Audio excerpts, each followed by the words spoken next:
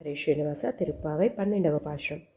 கனைத்திளம் கற்றெருமை கன்றுக்கிறங்கி நினைத்து முலை வழியே நின்று பால் சோரா நனைத்தில்லம் ஷேராக்கும் நற்செல்வன் தங்காய் பனித்தலை வீழ நின்வாஷர் கடை பற்றி சினத்தினால் தென்னிலங்கை கோமானை செற்றா மனத்துக்கினியானை பாடவும் நீவாய் திரவாய் இனித்தான் எழுந்திராய் இதென்ன பேருறக்கம் அனைத்தில்லத்தாரும் அறிந்தேலோ ரெம்பாவாய். ఆండాళ్ తిరువడిగళే శరణం. భగవద్గీత 2వ అధ్యాయంలో మనకు భగవంతునికి మధ్యవర్తిగా ఉండే దివ్య జ్ఞానం కల మహనీయుడు ఎలా ఉంటాడో అతని జ్ఞాన దశని వర్ణింపబడి ఉంటుందన్నమాట. ఒక్కొక్క స్థితిని వర్ణిస్తూ చివరి స్థితికి చేరిన వ్యక్తినే స్థితప్రజ్ఞుడు అని చెప్తుంది. ఒక పరిపక్వమైన దశను చూపిస్తూ అది ఎలా ఉంటుంది అంటే ఆయన చుట్టూ ఎన్ని రకాల వస్తువులు ఆకర్షణలు ఉన్నా కూడా దేనికి చెలించకుండా తన ఏకాగ్రతను పాడు చేసుకోకుండా ఉండగలిగిన వాడనమాట. ఆయనకు ఎలాంటి కోరిక ఉండదు. అన్ని వస్తువులు తన ముందు కనిపిస్తూనే ఉంటాయి, కానీ అవి ఏవి ఆయనకు ఆనందాన్ని కలిగించేవి కావు. అవి కావాలని ఆయన ఎప్పుడూ కోరుకోడు. మరి ఆ స్థితి ఎలా వచ్చింది అంటే దుఃఖేషు అనుద్విగ్నమనాః సుఖేషు విగత స్పృహ వీతరాగ భయక్రోధ స్థితదీఫ్ మునిరుచ్యతే. ఈ దశలో చుట్టూ ఉండే వస్తువుల గురించి ఆయనకు తెలుసు, కానీ మనస్సు దేనిపైన లగ్నం కాదు, ఆకర్షించబడదు. అలాంటి సాధన ఆయన చేస్తాడనమాట. కొంతకాలం ఇలా సాధన చేసినట్టయితే మనస్సు స్థిరమవుతుంది. లోపలుండే పరమాత్మ ఒక్కడే ఆ స్థిత ప్రజ్ఞలకు ఆనందం ఇచ్చేవాళ్ళు అనమాట. మరి ఇది ఒక్క రోజులో జరిగే సాధన కాదు. ఈ సాధనకి చాలా సమయం పడుతుంది. మరి ఈ స్థిత ప్రజ్ఞుడి లక్షణాలు ఎలా ఉంటాయో చూసామంటే సంయమనం అంటే సుఖం వచ్చినా అతిగా ఆనందపడిపోడు, దుఃఖం వచ్చినా అతిగా బాధపడిపోడు. సుఖం దుఃఖాలకు ఆయన మనస్సు చెలించదనమాట. ఎలాంటి పరిస్థితుల్లో అయినా ఒక్క రకంగానే ఉంటారు వాళ్ళు. రాగద్వేష రహితత్వం, రాగద్వేషాలు ఏవి వాళ్ళను కదిలించవు. ఇంద్రియ నిగ్రహం, ఇంద్రియాలను పంచేంద్రియాలను నియంత్రించుకొని జ్ఞానం వైపుకు మనసు మరలించడం. స్వతంత్ర ఆత్మగౌరవం, బాహ్య పరిస్థితుల వల్ల ప్రభావితం కాకుండా తనను తాను నడిపించుకోగలుగుతాడు ఆయన. బయట ఎలాంటి పరిస్థితులు ఉన్నా ప్రభావం వారిపైన పడదనమాట. స్థితప్రజ్ఞుడు కావటం ఒక ప్రయాణం. మనం ఇందాక చెప్పుకున్నట్టు ఇది ఒక్క రోజులో సాధ్యం కాదు, కానీ నిరంతర ప్రయత్నం చేయడం వల్ల సాధించగలగచ్చు అనమాట. స్థితప్రజ్ఞుడు కావటం వల్ల మనం మన జీవితాన్ని మరింత సంతోషంగా, మరింత ఆ స్వామికి దగ్గరగా ఉండగలుగుతామన్నమాట. అలా ఉండగలిగినప్పుడు సంతోషంగా, ప్రశాంతంగా మన జీవితాన్ని గడపవచ్చు. మరి ఇవాల్టి గోపబాలిక అలాంటి స్థితి కలిగిన వంశానికి చెందింది అంటోంది ఆండాళ్ తల్లి. ఇళంకత్తెరుమై, లేత దూడలు కలిగిన గేదెలు. కనైత్, అరుపులు వినిపిస్తోంది. ఎందుకంటే వాటిని పట్టించుకునే నాథుడే లేడు. ఎందుకని? వాళ్ళందరూ ఆ శ్రీకృష్ణ పరమాత్మ సేవలోనే నిమగ్నమైపోయి ఉన్నారు. ఆయన సేవ కంటే వాళ్ళకి మిగిలినవి ఏవి ముఖ్యం కావు అని ఇక్కడ దీని ద్వారా మనకి తెలుస్తుందన్నమాట. ఆ పరమాత్మని సేవలో పడిపోయి ఆ లేగదూడని అమ్మ దగ్గర వదలటాన్ని మర్చిపోయారు. ఆ తల్లేమో దానికి పాలు ఇవ్వాలని ఆత్రపడుతుంది, ఆ దూడేమో అమ్మని చేరుకోవాలని ఆత్రపడుతుంది.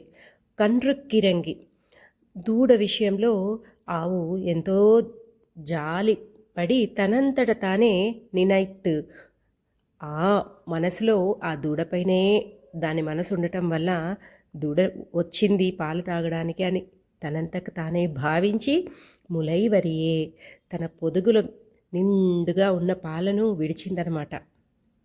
నిన్ పాల్ చోరా ఎలా విడిచింది అంటే ఏకధారలుగా వస్తున్నాయి పాలు. ననైతిల్లం ఎంత ధారలు అంటే ఆ పాల ధారలతో ఇల్లంతా తడిసిపోయిందంట. షేరాక్కుం ఆ పాల వల్ల కింద నేలపై పడి పడి పడి మట్టెంత బురద బురద అయిపోయింది. ఈ గోపబాలిక సోదరుడికి శ్రీకృష్ణుడంటే అమితమైనటువంటి ప్రేమ. అందుకే తన నిత్య కర్మలను కూడా మరిచిపోయి వదిలిపెట్టి కృష్ణుడి వెంటే ఉండేవాడు. లోకంలో కర్మలు 2 రకాలుగా ఉంటాయి. ఒకటి లక్ష్మణుడి కర్మ, రెండోది భరతుని కర్మ. లక్ష్మణుడు రాముణ్ణి విడిచి ఉండనని రాముడు వద్దన్నా కూడా ఆయన వెంట వచ్చాడు. తను రాముని సేవలో మరిచి నిత్య కర్మలను కూడా ఆయన పెద్దగా చేసేవాడు కాదట. మరి భరతుణ్ణి చూసుకుంటే శ్రీరాముని ఆజ్ఞతో రాజ్యపాలన చేశాడు, నిత్య కర్మలను పాటించేవాడు. ఇక్కడ మనం గమనించాల్సింది భరతుడు నిత్య కర్మానుష్ఠానం చేసింది రాముని కోసమే, లక్ష్మణుడు నిత్య కర్మలను మానింది రాముడి కోసమే. నిన్నటి గోపబాలిక ఇంట్లో వారి నిత్యకర్మలు చేసినా అవి శ్రీకృష్ణుడి కోసమే. ఈరోజు గోపబాలిక ఇంట్లో వారి నిత్యకర్మలు వదిలినా ఆ శ్రీకృష్ణుడి కోసమే. నచ్చెల్వన్ తంగాయ్ ఇలాంటి లక్షణాలు కలిగిన ఒక అన్నకు తగ్గ చెల్లెలా. ఆ అన్నకు తగిన చెల్లెలివే దొరికావమ్మా. ఆయనేమో ఆయన కాపాడబడే బర్రెల బాధను గోవుల బాధలను చూడడనమాట.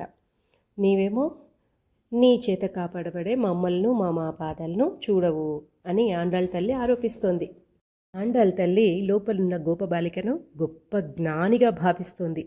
జ్ఞానులైన మహనీయులైనటువంటి వారు తామంతట తాము భగవద్జ్ఞానాన్ని అనుభవిస్తూ మనపై మన ఆర్తనాదాలు విని జాలితో మనకు ఉపదేశిస్తూ ఉంటే మనం ఆ ఉపదేశాలతో తడిసి లోపల మనలోని హృదయం ద్రవించేటట్టు చేసి మనల్ని కూడా ఆ భగవంతుణ్ణి అనుభవించేట్టుగా చేస్తారనమాట. పనిత్తలై వీర మంచుతో ఏమో పైన తడుస్తున్నాం, ఏం స్థితి వచ్చిందమ్మా మాకు, 3 ప్రవాహాలుగా మేము కొట్టుకుపోతున్నాం. కిందేమో పాల ప్రవాహం, పైనేమో మంచు, మరి మధ్యలో మా హృదయాలలో ఆ శ్రీకృష్ణుడి కళ్యాణ గుణాల ప్రవాహంతో తడిసి ముద్దైపోతున్నాం. ఎక్కడ ఆధారం లేకుండా పోతోంది. మరి నిన్ వాషల్ కడైపత్తి అమ్మా, మీ గుమ్మపు పైకప్పును పట్టుకుని వేలాడుతున్నాం మేము. అయితే లోపలున్న గోపబాలికకు కృష్ణుడు ఆడపిల్లల్ని ఏడిపిస్తాడని కోపం ఉన్నట్టుంది. అందుకే ఒక స్త్రీని ఏడిపించినందుకు షినత్తినాల్ కోపంతో, అంటే రామ అవతారానికి కృష్ణ అవతారానికి మూలము ఆ విష్ణు భగవానుడే అయినప్పటికీ ఆయా అవతార ప్రయోజనాల కోసం వేరుగా అవతారాలు తీసుకోవడం వల్ల వారి వారి చేష్టలు కూడా భిన్నంగా ఉంటాయన్నమాట. శ్రీకృష్ణుడేమో అల్లరివాడు, కొంటె కోణంగి.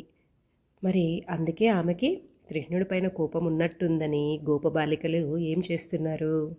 తెన్నిలంగై కోమానై అందమైనటువంటి లంకా నగరానికి రాజైన రావణాసురుణ్ణి చెత్తం సంహరించి మనత్తుక్కినియానై అందరి హృదయాల్ని దోచుకున్న ఆ మనోభిరాముని నామం పాడుతున్నాం. నీవాయ్ తిరవాయ్, అయినా కూడా నువ్వు నోరు తెరవవా అంటే కొంటి కోణంగి కృష్ణుని కాకుండా బుద్ధిమంతుడైన శ్రీరామావతారంలో శ్రీరాముణ్ణి కొనియాడుతూ ఈమెను లేపుతున్నారనమాట. ఇని తానెళుందిరాయ్, ఇకనైనా లేచిరామ్మా అంటూ భగవంతుడు పాలసముద్రం పైన నిద్రిస్తూనే ఆర్తుల ఆలాపనలను విని వాళ్ళ కోరికలను కష్టాలను తీరుస్తాడు. అలాగే నువ్వు కూడా మా ఆర్తి చూసైనా లేవచ్చు కదా అని అడుగుతున్నారు ఆండాళ్ళ తల్లి.